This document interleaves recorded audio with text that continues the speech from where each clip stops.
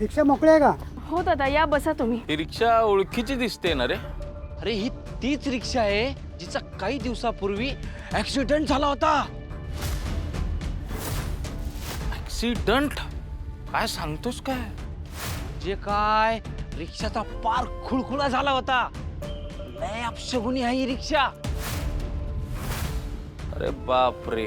अरे 2 जण जागेवर गेले या रिक्षात. दादा तुम्ही त्यांच्याकडे लक्ष नका देऊ, असं काही नाहीये. तुम्ही या बसा, मी तुम्हाला सोडते. या. हा बसा बसा बसा. ती तुम्हाला डायरेक्ट वर पोचवेल. नको नको, मी जातो. अहो असं काही नाही, थांबा. अहो असं खरंच नाहीये, तुम्ही माझं ऐकून घ्या.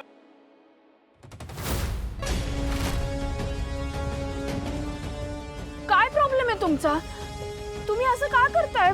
मी माझ्या रिक्षेसाठी भाडी मिळवते ना, तुमचं काही चोरून तर खात नाहीये. माझे गिराईक का पळवून लावताय तुम्ही? का बघताय असे? काय वागलो आम्ही?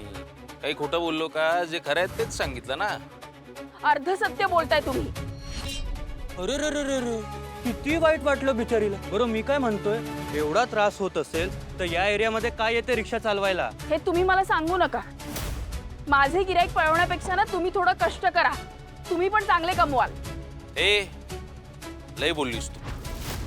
तुला सरळ चांगल्या भाषेत सांगतोय, तुझी ही रिक्षा इथे दिसता कामा नये.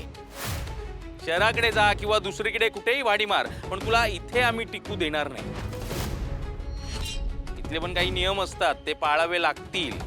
कसले नियम? सगळ्यात शेवटी येणाऱ्याला सगळ्यांची भाडी झाल्यानंतर जी काही उरलेली भाडी असतील ती मिळतात. त्यामुळे आतापासून आम्ही सांगू तीच भाडी घ्यायची. हे जर मान्य नसेल तर धंदा करायचा नाही.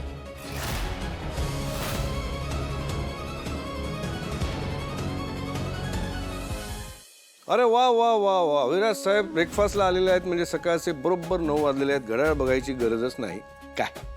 अहो बाबा, 9 ही ब्रेकफास्टचीच वेळ आहे.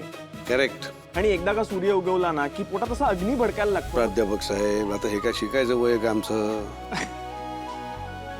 पण बाबा तुम्ही पण नाश्ता करून घ्या, हो. नाहीतर या वयात ऍसिडिटीचा त्रास सुरू होतो. अरे वय वय म्हणजे शेवटी काय, वय हा एक आकडा असतो रे बाबा. तुला सांगतो, वय ही मनाची अवस्था आहे. आणि मी काय ते 100ला आलो की काय? हा नाही, तू कर टिंगल त्याची, पण तो वेळ पाळतो, वेळेला महत्व देतो. भविष्यात वेळ त्याला महत्व देते की नाही बघ. प्रश्नच नाही. बरं, भविष्याचं नंतर बघू. आता वर्तमानात या. स्वराजच्या लग्नाची सुपारी फोडण्याचा कार्यक्रम उद्या संध्याकाळी 6 वाजता इथे आपल्या घरीच ठेवलेला आहे. तुमचं काय म्हणणं आहे? हो चालेल ना. हम्म.